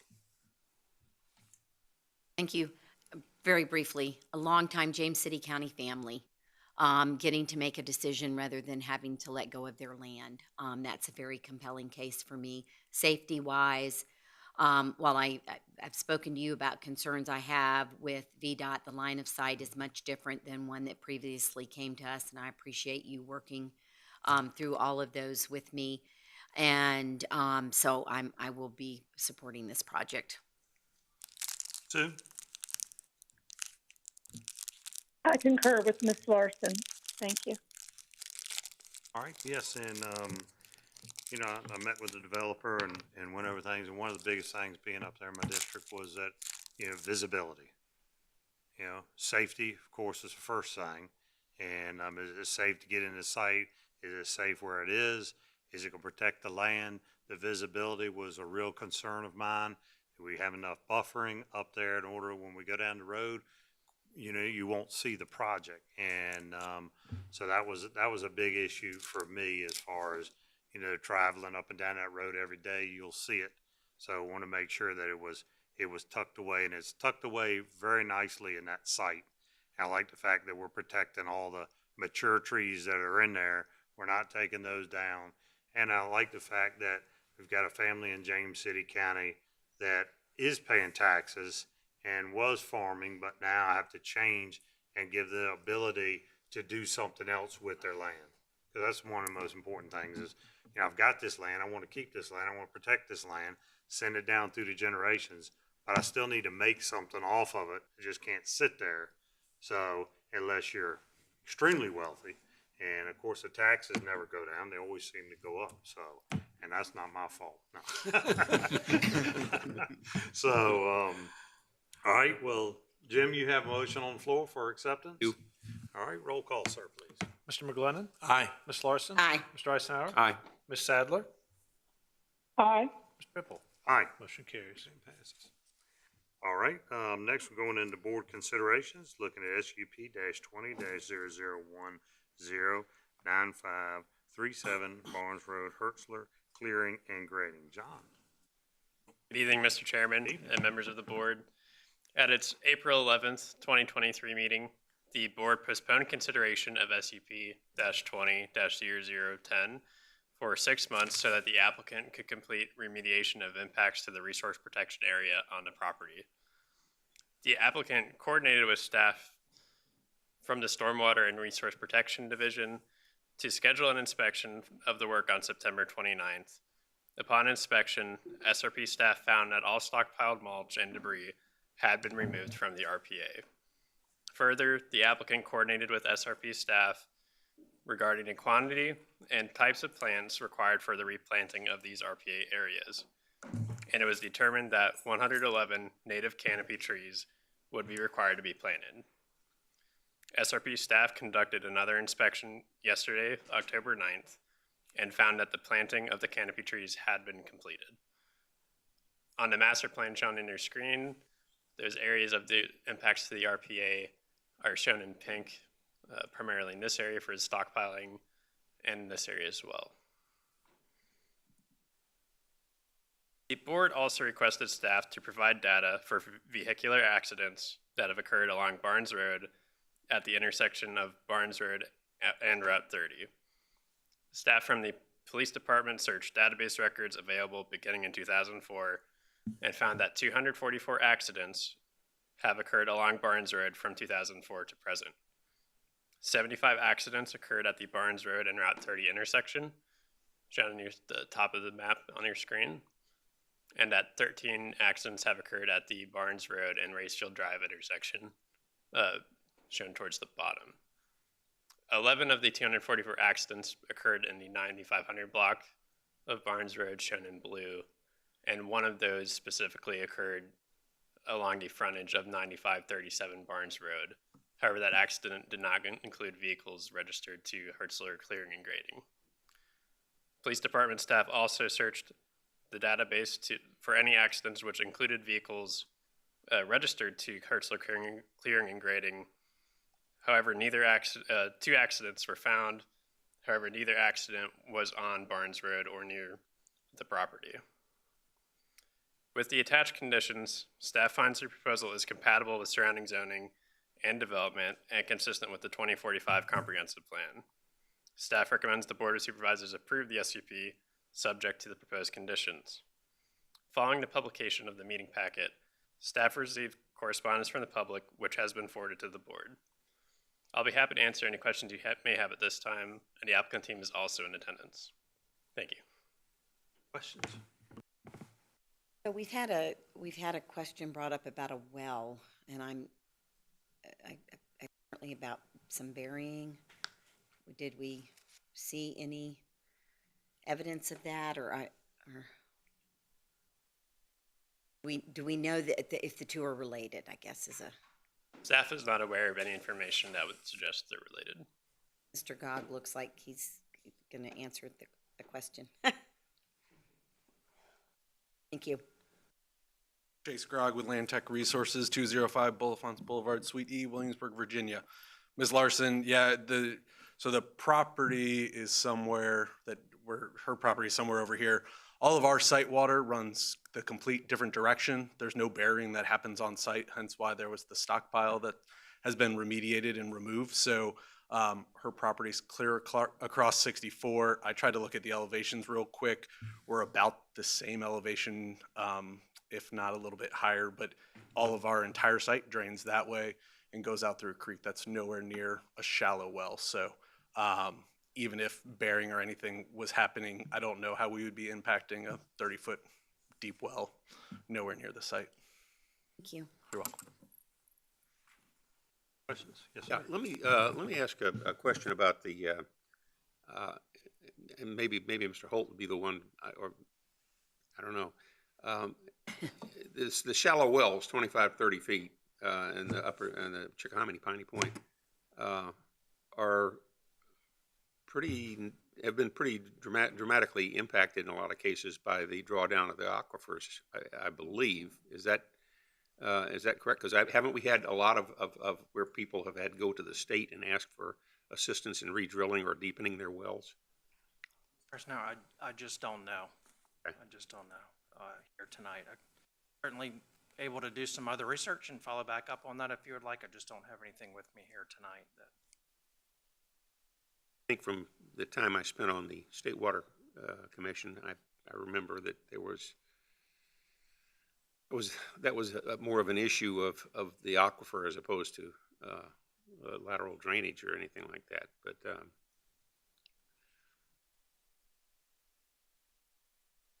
I just ask one quick question about the work that's been done. That was remediation, is that correct? Because of the damage that was done to the RPA as a result of the activities on the site that are part of the special use permit? That is correct. So, well, since you're standing here, if we were to say, or if I were to say, hey, if this gets approved this evening, we need a check-in in 6 months. Do you have the manpower to be able to do that? We do. I think that would be fine. As one of your proposed conditions, we have in there for the month of January for staff to conduct annual inspections. So should this resolution be adopted, we would be in a position to do that this January anyway. Right, but that's only 3 months. Sure. And so if again, if the resolution is approved, staff will go out and do it. Again, we also have a condition in there where staff can make other visits to the site. And, again, we've done a similar thing with Airbnb or the short-term rental application. So again, if that's a request of the board, we'd be happy to do that. Okay. Thank you. Are you asking for? I would ask for an additional. In 6 months. Yeah, well, Could this and be not approved? just like the 3 month and then an additional. Oh, no, we'll do two. Got you. Yep, we'll do Okay. two. One in Okay. January and one in 5 months and 2 weeks Okay. to be ready. Thank you. Well, I guess that would have to be agreed upon by everybody, but.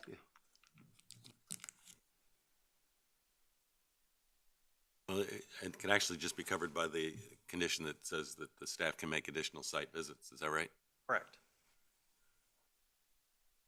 Record would reflect the fact that Larson suggested that we ask for another one at 6 months. Correct. And we would do an update on all the applicable SUP conditions at that point. Other questions? And with an SUP, if the board at any time can revoke an SUP, correct? Correct. There is a process for that already contained within the county code. Thank you. Ma'am, I see your hand up, but we don't take anything from the public at this point. This is for our discussion.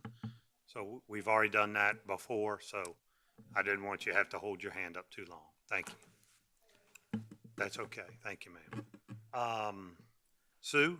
Do you have anything to add Well, or are we at a questions? point? I have just a couple things concerns that I have. Do you want to hear all those now, or do you want to wait till right before we vote? Well, we'll be getting ready to vote here in a minute. So if you want to, if Okay. you have any Well- questions, now'd be the time to bring them forward. Well, I don't have any questions. I just have some statements, if that's okay. Yes, ma'am. Okay. Well, and I know it was mentioned that their vehicles hadn't been involved in accidents on Barnes Road, but just to make a point, regardless of any SUP, Barnes Road is a dangerous road on any given day, as noted by the number of accidents that have been recorded. And that's still a huge concern for me, just because of the number of accidents that we already know happen there. If this passes tonight, I still maintain it's not the right fit for this location. Many citizens have complained about noise and was spoken to tonight, and we've had emails about it, and that's the reason we're at the point we are now, is because of citizen complaints. And if it passes tonight, can we really trust someone who's operated for 23 years after already having been denied by the board in the year 2000, that they'll really abide by the conditions set in place? I'd hate to see us have to go through an entire process because of that, because they haven't abided by the board's vote for 23 years already. Can we trust that there won't be the need for extra enforcement? I'm concerned about the extra burden placed on staff and the county as a whole. And if it passes, my fear it's going to send a message that in James City County, you don't have to spend the required money or follow our procedures when you begin the process of opening a business, and that you don't have to abide by the board's votes either. And as a huge supporter and advocate for small business in James City County, I feel it would be unfair to those who have done it right from the beginning. And that's just my opinion. Thanks. Thank you. All right, does anyone else want to, during So our discussion? maybe Mr. Holt could you talk about that a little bit? Can you follow up on that just a bit about, how does something come forward that has not been operating? How did we get here? Sure. For us to be here tonight, it generated from a complaint that we received in 2019-2020 timeframe. And we pursued that and worked with the applicant.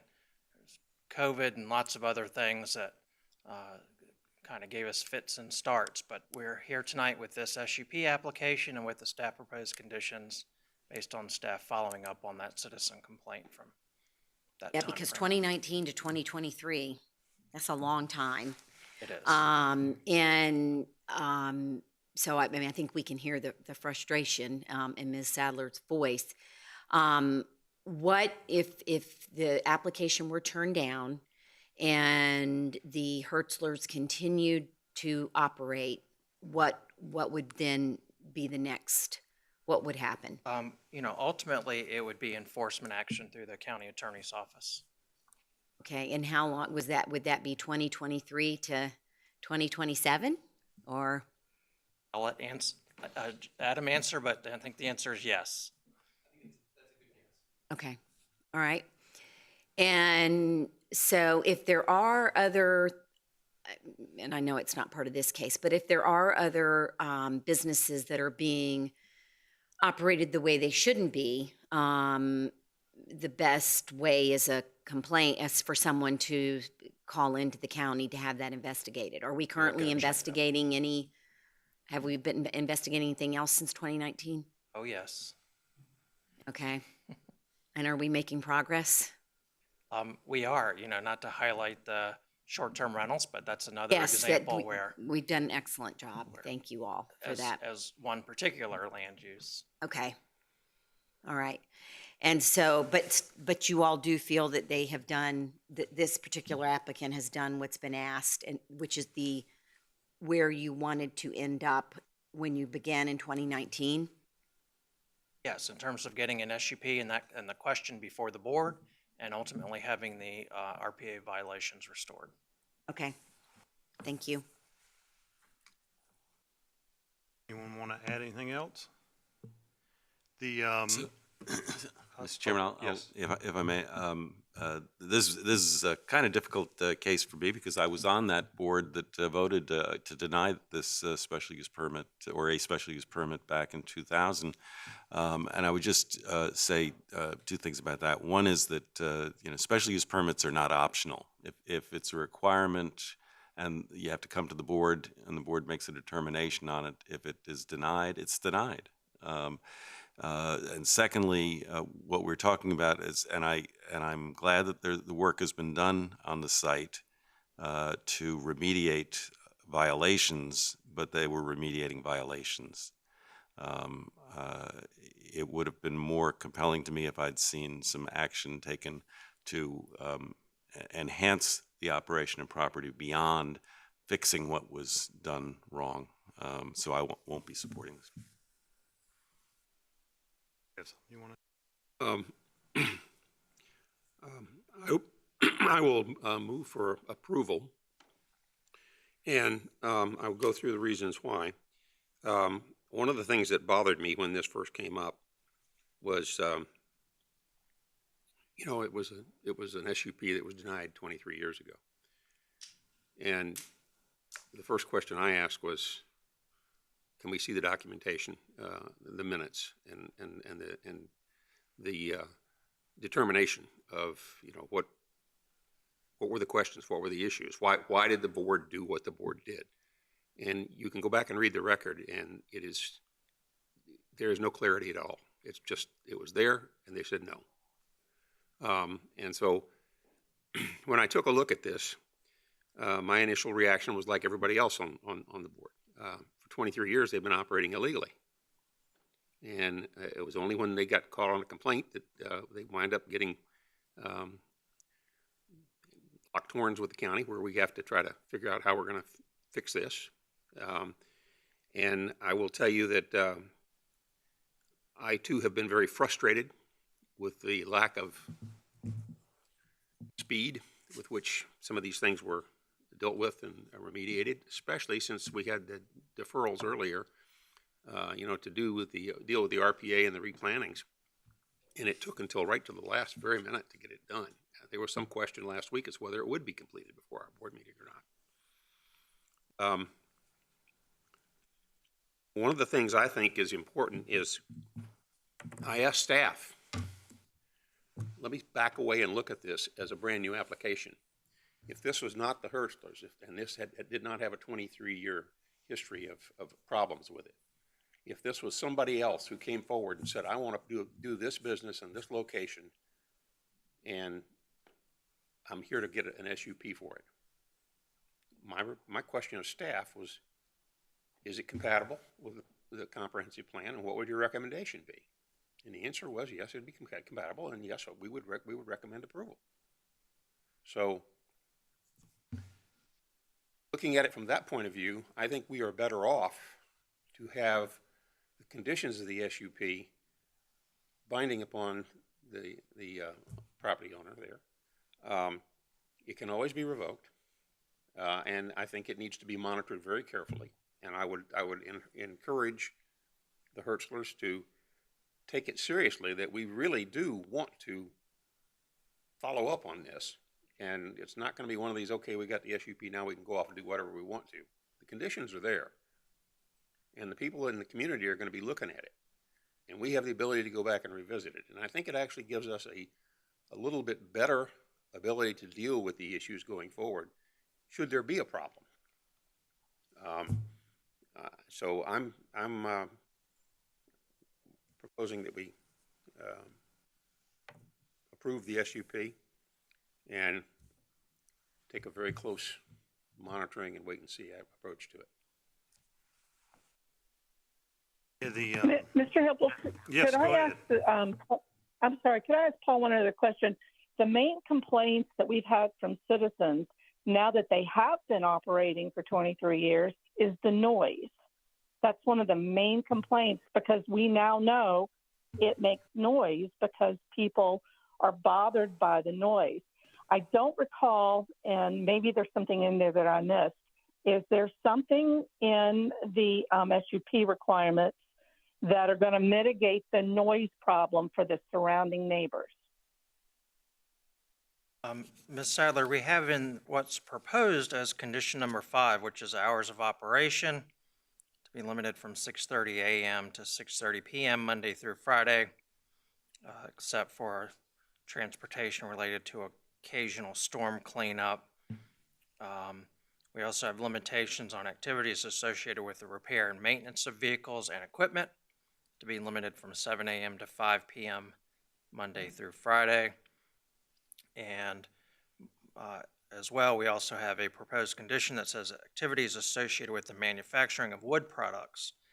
So that's going to include everything but not limited to sorting materials, grinding, chipping, sawing, and soil screening, and the uses of dumpsters on the property limited to 8 a.m. to 5 p.m. Monday through Friday. So if I'm in a neighboring area and I'm working outside in my yard all day, I'm able to hear all this noise that's going to be generated, that already is being generated. There's no mitigation for the noise level itself. Is that correct? Correct, other than to maintain the locations of those areas as depicted on the proposed master plan. All right. Thank you, Mr. Holt. Thank you. Well, and you know, it's a tough spot to be in when it was denied and then they were operating.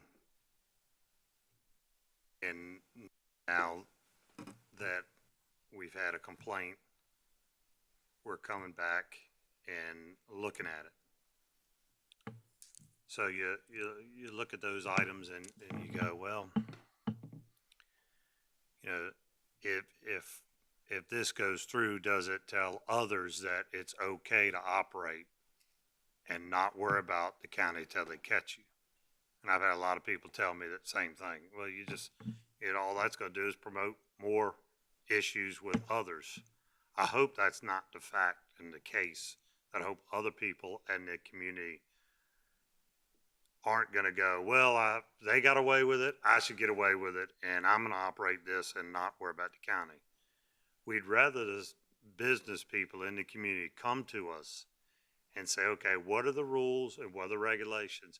Because those rules and regulations are coming from our citizens and our citizens groups.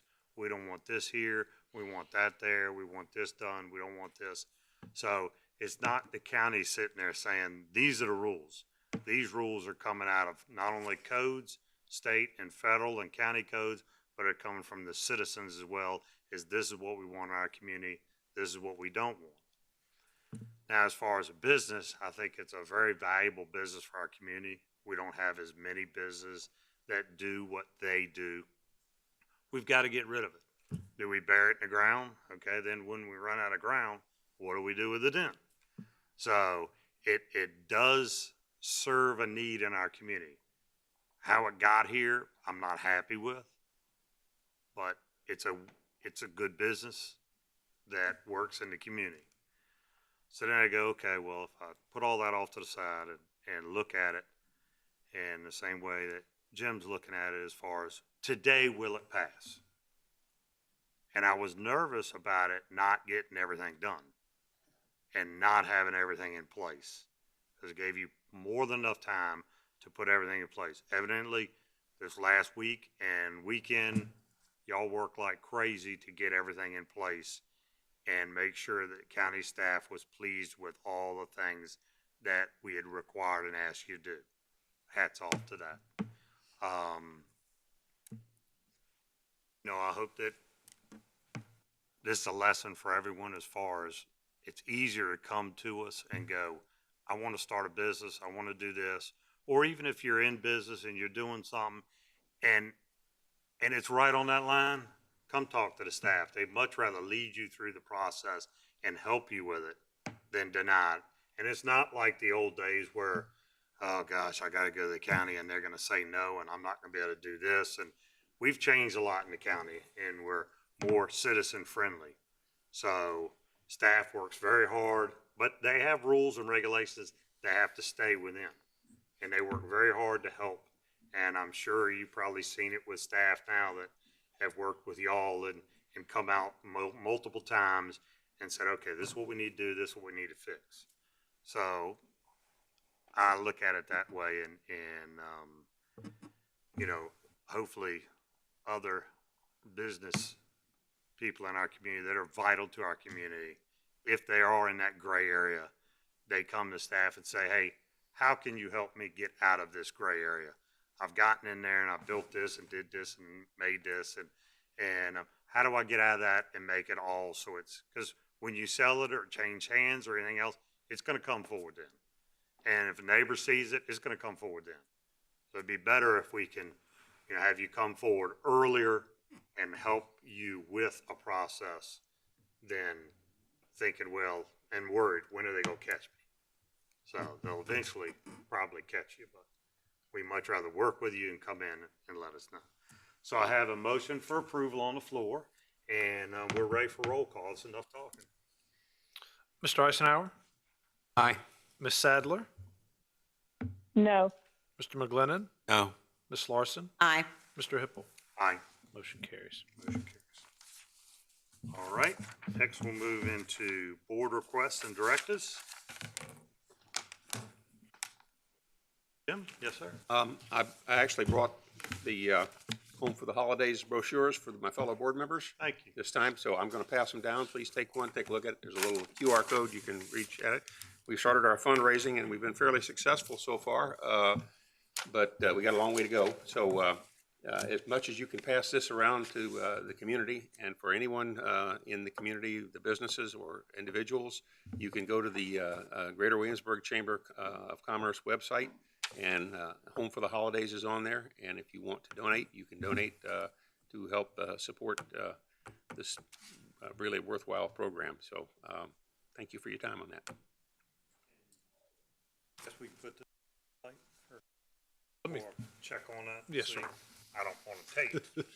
Thank you, Mr. Chairman. Make sure you know.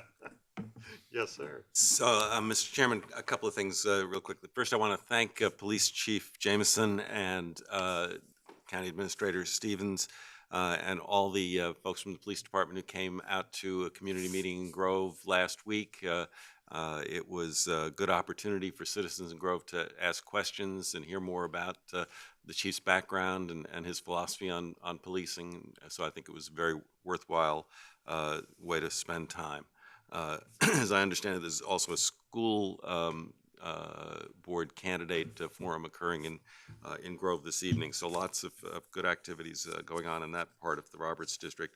I also did want to propose that we start to look at an idea that I've been thinking about for really a couple of years, but more recently things have sort of started to line up. A couple of years ago, I read an article about an effort in Scotland to address issues related to deforestation and the effort to try to provide more trees that would help with erosion control and with climate issues and so forth.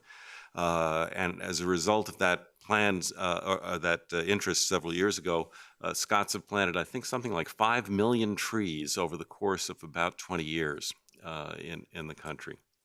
It seems to me that we might want to think about, with a report that has just been released about the amount of acreage that's been lost in Virginia from forests, the amount that's been replanted in this year, the impact that it has on the Chesapeake Bay, because that's really what this report was all about. It was about loss of trees in the Chesapeake Bay watershed, the opportunities that are now existing to provide more funding by the state and by the national government to reforest or to plant trees in order to help reduce the heat islands that often exist in more developed areas, that we think about the possibility of doing a program of planting 100,000 trees in James City County over the course of the next decade.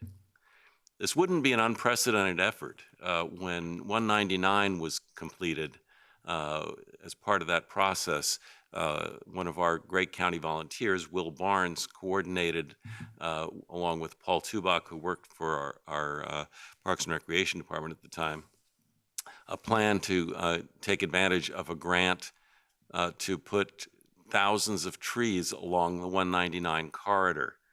And those trees now are providing very effective screening. They're making the area look more natural. And they've also had some very positive impacts on erosion control and, again, making the area a little bit cooler. So what I'd really ask is that we just start thinking about whether this is an idea that can fly by encouraging our staff that works on landscaping and our various volunteer agencies to get together and maybe think about the possibility that we could really make a profound impact in the community by planting more trees. It's a simple thing. If every homeowner planted 3 trees, we would easily surpass that 10,000 tree goal or 100,000 tree goal in the course of a decade, and so might be worth thinking about. I just want to suggest that idea. Thank you, and it just happened to be, I didn't know you were bringing this up, but I planted 1 tree today, so. Good for you. I There just you got go. 2 more to go. We only have 999. Now, did you start thinking about this in 2019, or was it before? No, this is today. Okay. He's way ahead of me. So I had a question. You know, the safe routes to school. There was something done on Ironbound to connect Clara Bird Baker. And it was raised, a question was raised to me by a citizen that lives further down. There's houses all along that road, plus Settlers Mill, Hickory Signpost.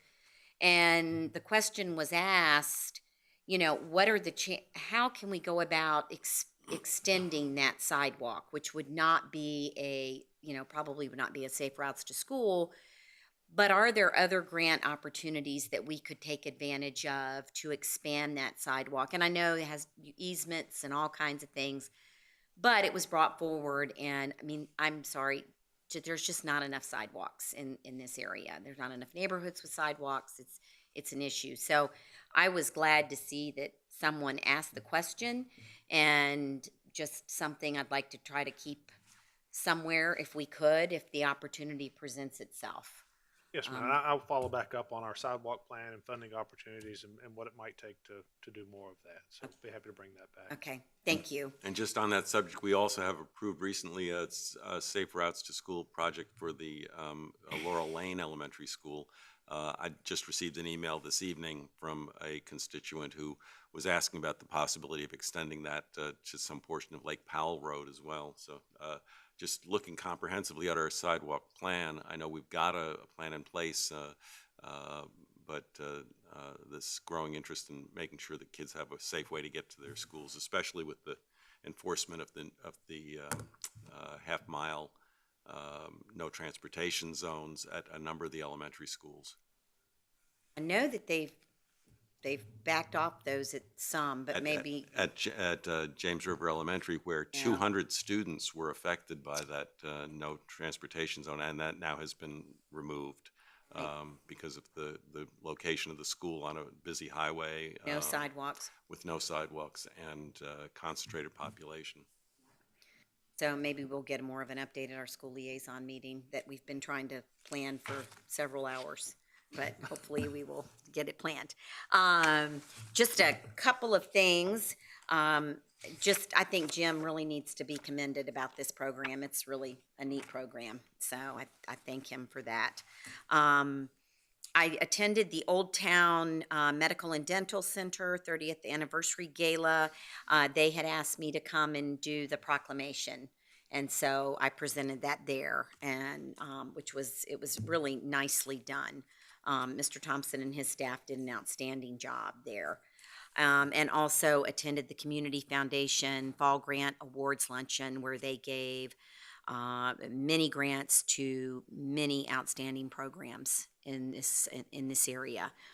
And then sometimes I get some comments, pushback on, we have a lot of triathlons that come here, and they always are in pretty much the same spot, which is in the lovely Berkeley district, because we have the trail, we have a beach, so we have all the things that make for a triathlon, and it can impact traffic, there is no doubt. But I don't think we've ever, and maybe the chief can look into this just to make sure, I don't think we've ever landlocked a neighborhood. We always make sure that you can get in and out. But it does impact, you have to go slower, you're going around bicyclists, runners, etc. But John Carnifax sent something today about the economic impact. And I'm trying to pull it up. Unfortunately, on our iPads, you can't pull up past email attachments for some reason for me. But the impact for, I think, 2 triathlons was over 1,000 room nights. The list of the states where the visitors came were tremendous. So I know it is a little bit of traffic, I understand, and, I'm sorry about that. Which is like I said, the great Berkeley district, we have a beach, we have all these things that are great, but please know that it is making an economic impact to our community, and which goes into being able to do things that we're able to do as a county. So I just wanted to make sure that I mentioned that. And so that's it. Sue? Yeah, I just would like to thank everyone. As some of you are aware, I have been dealing with both of my parents becoming critically ill with different issues all at the same time. I've been dealing with that since August, and I would just like to thank everyone for their patience and understanding, and my fellow board members who said, hey, family comes first. We understand, and don't worry about it. So I just wanted to extend a big thank you to everyone for your help and support over the past couple of months. Glad to. All right, next we're going to the county administrator's report. Yes, sir. Just 2 things. Halloween, I guess, related events. Our Parks and Rec Department is hosting their annual Boo Bash on the beach on Saturday, October 14th from 1 to 4. It's been well attended in years past. And again, it's at our Jamestown Beach Event Park, family-friendly Halloween event featuring hands-on activities. So we encourage community members to do that. And then Halloween with Heroes, I mentioned before, our police department is hosting that at the Law Enforcement Center on Opportunity Way, October 25th from 6 to 8 p.m. And again, that's been very well attended and is growing as the years have gone on. So I would say come and enjoy either or both of those events. That's all I have. Thank you. All right, next we'll look for an adjournment to 1 p.m. on October 24th, 2023 for a business meeting. May I have a motion? So moved. So moved. Roll call, please, sir. Mr. Eisenhower? Aye. Ms. Sadler? Aye. Mr. McGlennon? Aye. Ms. Larson? Aye. Mr. Ripple? Aye. Motion carries.